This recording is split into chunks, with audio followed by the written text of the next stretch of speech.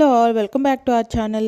ఈ వీడియోలో నేను పర్ఫెక్ట్ కొలతలతో ఉప్మా ఎలా చేసుకోవాలో చూపిస్తాను. ఇక్కడ ఉప్మా కోసం నేను క్యారెట్, ఉల్లిపాయ, బఠానీ, పచ్చిమిర్చి, కరివేపాకు, కొద్దిగా అల్లం, జీడిపప్పు తీసుకున్నాను. మీకు నచ్చిన వెజిటబుల్స్ ఏమైనా యాడ్ చేసుకోవచ్చు. మనకి మార్కెట్ లో దొరికే ఎల్లో కలర్ గోధుమ రవ్వ అనేది మాక్సిమం మొక్కజొన్న రవ్వ ఉంటుంది. ఐడెంటిఫై చేయడం కూడా చాలా కష్టం, అందుకని నేనైతే ఎర్ర గోధుమ రవ్వని యూజ్ చేశాను. ఒక గ్లాసు రవ్వకి 2.5 గ్లాసుల దాకా నీళ్ళు అయితే పడతాయి అనమాట. ఇది బాయిల్ అవ్వడానికి కొద్దిగా ఎక్కువ టైమే పట్టిద్ది రెగ్యులర్ రవ్వ కంటే.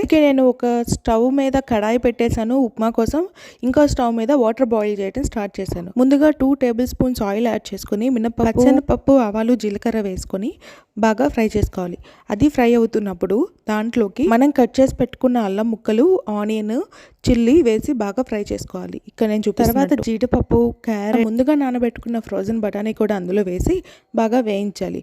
వేయించేటప్పుడు మీరు కొద్దిగా సాల్ట్ వేస్తే కూరగాయలు త్వరగా మగ్గుతాయి. మీరు యాడ్ చేసిన వెజిటబుల్స్ అన్ని బాగా ఫ్రై అయిపోయిన తర్వాత అందులోకి ముందుగా కొలత చూసి పక్కన గోధుమ రవ్వని యాడ్ చేసుకోవాలి.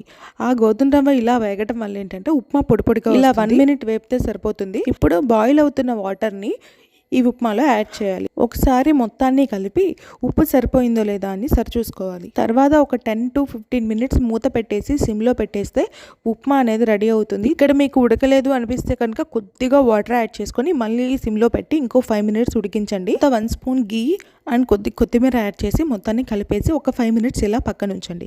నాకైతే ప్రాపర్గా బాయిల్ అయిపోయింది. సో నేను ఈ స్టేజ్లో స్టవ్ ఆఫ్ చేస్తున్నాను. టేస్ట్ కూడా బాగా వచ్చింది. If you like this video please subscribe.